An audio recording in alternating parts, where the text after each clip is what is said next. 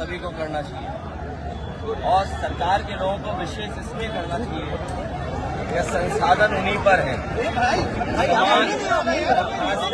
पीढ़ी का समाज अपने तमाम ऐसे महापुरुषों को और उनके योगदान को अगर पहचानेगा तो समाज और एकता बढ़ेगी और इसको थोड़ा सा आप अभी मुख्यमंत्री जी आए थे, उन्होंने उनको रानी लक्ष्मीबाई बता दिया। किया गया तो हमारे में प्रत्याशी 51 वोटों से जीता।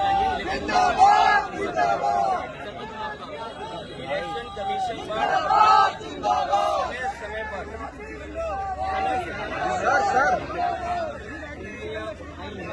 थोड़ा नीचे करो। और चाहे वो प्रधानी का चुनाव हो, विधानसभा का चुनाव हो, लोकसभा का चुनाव हो या अन्य चुनाव हो, ये इलेक्शन कमीशन की जिम्मेदारी बनती है कि निष्पक्ष चुनाव हो। निष्पक्ष चुनाव के साथ साथ इलेक्शन कमीशन की इंस्टीट्यूशन में लोगों को और भरोसा बढ़े। इधर जो हम लोग देखते हैं कि इलेक्शन कमीशन के जो फैसले हैं, इलेक्शन कमीशन का जो काम करने का तरीका है, उससे लोग संतुष्ट नहीं हैं, अविश्वास पैदा हुआ है।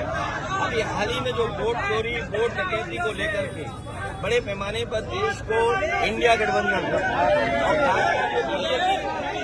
अन्य दल हैं, उन्होंने कोशिश की और उसका परिणाम ये हुआ कि सुप्रीम कोर्ट को भी उन बातों को मानना पड़ा जो विपक्ष कह रहा था।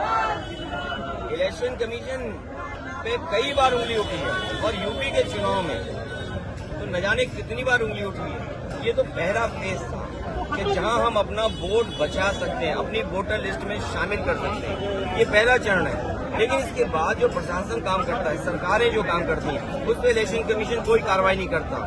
मुझे याद है कि जिस समय उंगली उठाई थी इलेक्शन कमीशन पर, तो 18,000 वोटों का जो डिलीट किया गया था, उनकी जानकारी इलेक्शन कमीशन को दी एफिडेविट के साथ दी। लेकिन अभी तक इलेक्शन कमीशन ने एक भी अधिकारी के खिलाफ कार्रवाई नहीं की। अगर एक भी अधिकारी के खिलाफ कार्रवाई हो जाए, मतलब अधिकारी के खिलाफ इलेक्शन कमीशन कर दे कार्रवाई, तो मैं समझता हूँ कहीं भी वोट चोरी, वोट डकैती या इस तरह की लूट नहीं होगी। आजादी के